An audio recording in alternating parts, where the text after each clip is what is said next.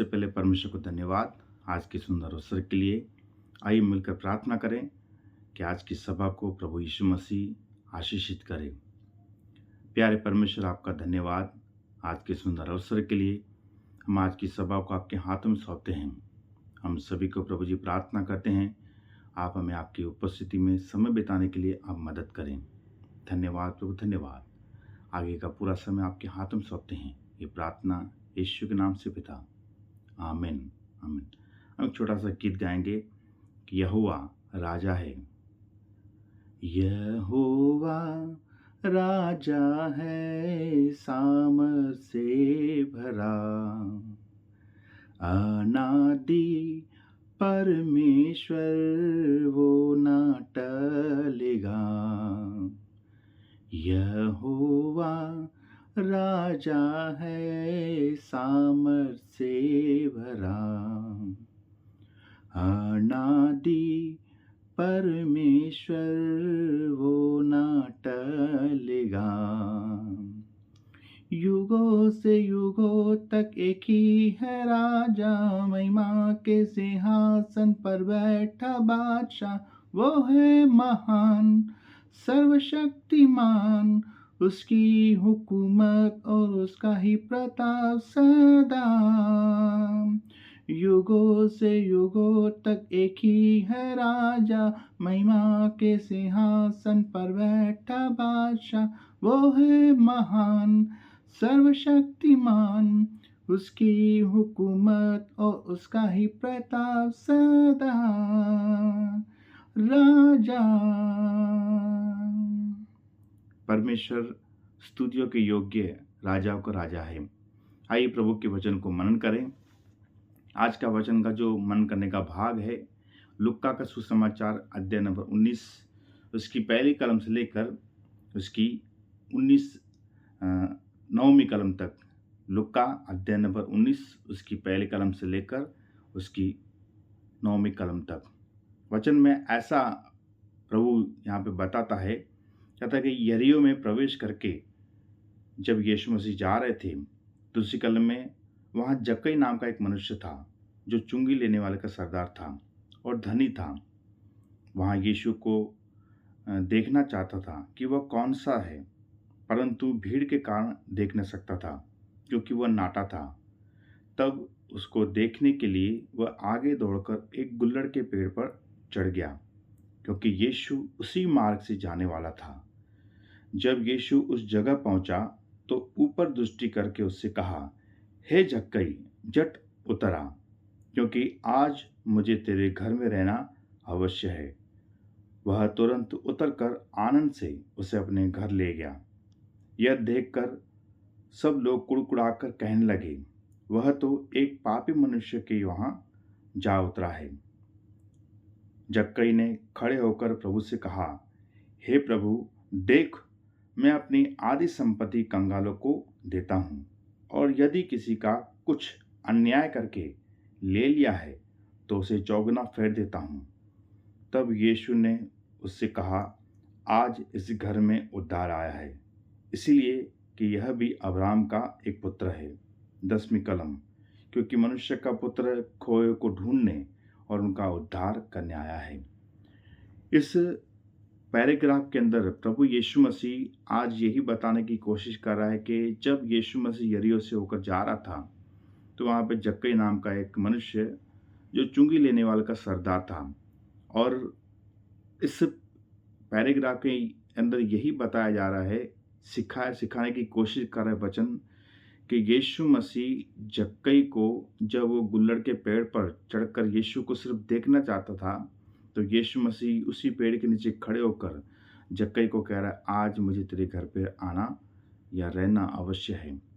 प्रभु यीशु मसीह आज आपको और मुझे, जो आज इस ऑनलाइन प्लेटफॉर्म के द्वारा जो प्रभु के वचनों को सुन रहे हैं, प्रभु यीशु मसीह इसी तरीके से आज आपको और मुझे भी कह रहा है कि आज मुझे तुम्हारे घर पे आना अवश्य है। आज जब हम, हो सकता है कि ऐसे ही चलो आज प्रभु के वचन को सुन रहे हैं, आज संदेश के अंदर क्या प्रभु का वचन हमसे कह रहा है, पर प्रभु हमारे जीवन के अंदर प्रवेश करना चाहता है। यीशु मसीह हमारे परिवार के अंदर आना चाहता है। यीशु मसीह हमारे काम के अंदर आना चाहता है। यीशु मसीह हमारी पढ़ाई के अंदर आना चाहता है। जब हम उसको आनंद के साथ में उसको अपने घर, अपने पढ़ाई के क्षेत्र में, अपने काम करने के क्षेत्र में, अपने अपने नगर के क्षेत्र में, अपने घर के अंदर जब हम उसको आमंत्रित करते हैं, जब उसको बुलाते हैं, आनंद के साथ में जब उसका स्वागत करते हैं, तभी परमेश्वर ऑटोमेटिकली हमारे जीवन के अंदर जो पाप हम छिप कर किए हैं, जिसका अभी तक एहसास नहीं हुआ है, उसकी माफ़ी मांगने के लिए परमेश्वर मदद करेगा। यहाँ पे जक्कई को यीशु मसीह ने कहीं पे भी नहीं कहा कि तू जक्कई चुंगी लेने वाले के काम के उस पदवी पर तू गलत तरीके से लोगों को परेशान करके पैसा इकट्ठा कर रहा है।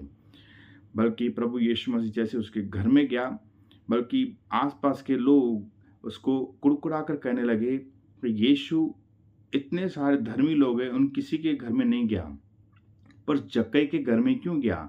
पर वो तो एक पापी है, एक पापी के वहाँ पे जाकर ठहरा है। और इस बात के आधार पर जक्कई के मन के अंदर वो पश्चाताप का मन आया। आप और मैं अगर पवित्र हैं तो यीशु मसीह हमारे घर के अंदर, हमारे जीवन के अंदर नहीं आएगा। अगर आप और मैं कहते हैं कि मैंने कोई पाप नहीं किया, मैं तो अच्छा जीवन जीने वाला हूँ, तो यीशु मसीह की उसको ज़रूरत नहीं है, ना ही यीशु मसीह उसके जीवन में कोई काम करेगा। अगर आप और मैं अपने आप को पापी समझते हुए कि मेरे जीवन के द्वारा पाप कई सारे हुए हैं और उस पाप में से मुझे छुटकारा कैसे मिलेगा, तो यीशु मसीह आज उसके लिए आया है। प्रभु यीशु मसीह आज उसके घर के अंदर उसको छुटकारा देने के लिए, प्रभु यीशु मसीह आज उस घर के अंदर उद्धार लाने के लिए, प्रभु यीशु मसीह आज उसके घर के अंदर जो वो खो चुका है उसको ढूंढ कर उसको उस पाप में से छुटकारा दिलाकर उसको उद्धार करने आया है। यीशु मसीह जैसा उसके घर के अंदर आया, ऐसा यीशु मसीह आपके और मेरे घर के अंदर, मेरे जीवन के अंदर प्रभु यीशु मसीह प्रवेश करेगा। जो पाप हमने किए हैं, जिसके बारे में हमको कुछ भी पता नहीं, याद नहीं है, पवित्र आत्मा उसको याद करके उसकी माफ़ी मांगने के लिए मदद करेगा।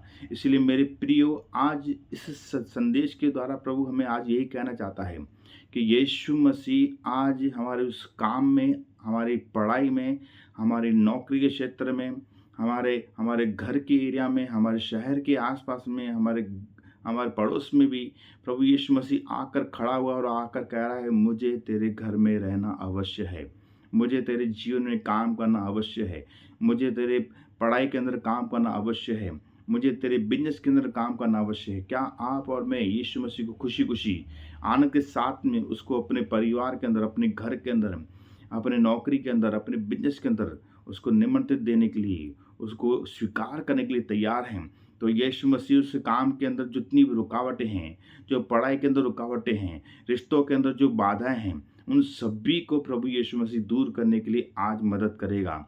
इसलिए वो कह रहा है कि वो खोए हुए को ढूंढने और उनका उद्धार करने आए, क्योंकि यह भी एक अब्राहम की संतान है। अब्राहम की संतान में लहू से आप और मैं उसकी संतान नहीं हैं, ना ही उसके वंश के लोग हैं। प्रभु यीशु मसीह पर विश्वास करने के द्वारा आज जब उसको अपने जीवन के अंदर उसको आमंत्रित करेंगे, उसको स्वीकार करेंगे, उसके आधार पर हम आत्मिक अब्राहम की संतान जो खो चुके थे उसको वापस पिता से मिलाने के लिए मदद करेगा। विश्वास करने का अर्थ मतलब यही है, जो कीमत आपको मुझे चुकानी थी, जो पापों को आपको उद्धार का मतलब यही है, जो कीमत आपको मुझे चुकानी थी, जो जो पाप का दंड आपको और मुझे मिलना था, वो यीशु मसीह ने उठाया। वो प्रभु यीशु मसीह क्रूस पर बलिदान हुआ। वो स्वर्ग की सारी महिमा को छोड़कर इस संसार में सभी मनुष्य जाति के लिए, जैसे ही जक्कई पाप में बैठा था, ऐसे आपके और मेरे लिए भी प्रभु यीशु मसीह संसार के अंदर आया और एक मनुष्य का रूप धारण करके हम सभी के पापों के लिए क्रूस पर वो बलिदान हो गया और मृत्यु में से तीसरे दिन जी उठा। अब वो युगानुयुग जीवित है। इस बात पर विश्वास करने वाले को प्रभु यीशु मसीह उसका उद्धार करेगा। और इतने तक ये विश्वास सीमित नहीं रहता है।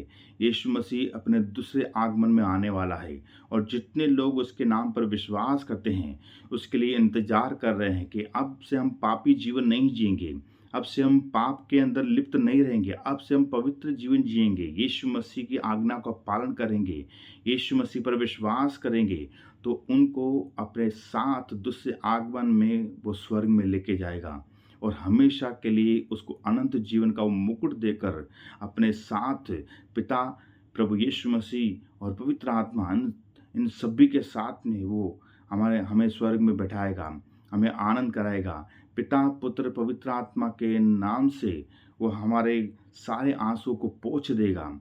आपको और मुझे आज यही आह्वान दे रहा है कि आप और मैं यीशु मसीह पर इसी आधार पर विश्वास करने के लिए तैयार हैं, जो कीमत आपको और मुझे चुकानी थी, वो यीशु मसीह ने चुकाई है। तो आइए हम अपने आप को समर्पित करें, अपनी आँखों को बंद करें कि प्रभु यीशु मसीह आज जैसे जक्कई के जीवन में आप आए हैं, ऐसे आज मैं भी अपने आप को आपके हाथों में सौंपता हूँ। आप भी मेरे जीवन के अंदर, मेरे घर के अंदर, मेरे परिवार के अंदर आप आइए, ताकि उद्धार काम करे। आइए हम प्रार्थना करें।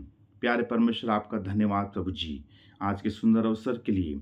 हम आपके चरणों में धन्यवाद के साथ में प्रभु जी इस संदेश को सौंपते हैं, सुनने वाले के ऊपर, हर एक के ऊपर आपकी कृपा का हाथ बनाए रखने के लिए। जितने लोग पश्चाताप कर रहे हैं, विश्वास कर रहे हैं, आप उनके घरों के अंदर, उनके परिवार के अंदर, प्रभु जी उनके काम के क्षेत्र के अंदर, उनके जीवन के अंदर आप प्रवेश कीजिए प्रभु जी, और ताकि पाप का पूरा दंड दूर हो जाए, शैतान का हर एक योजना निष्फल हो जाए और हर एक व्यक्ति उद्धार पाए। धन्यवाद प्रभु जी, सुनने वाले के ऊपर आपका देवीय आत्मा शांति के साथ में काम करे और हर एक व्यक्ति छुटकारा पाए, बीमारी में छुटकारा पाए। जितने लोगों का जन्मदिन है प्रभु, इस हफ्ते के अंदर जितने लोगों की शादी की सालगिरह है, सभी को प्रभु जी आप आशीषित कीजिए। आपने प्रार्थना सुनी, शुक्रिया। ये प्रार्थना हमारा उद्धारकर्ता यीशु के नाम से पिता, आमीन आमीन। इस संदेश के द्वारा प्रभु आपको आशीष करे। सभी को जय मसीह की।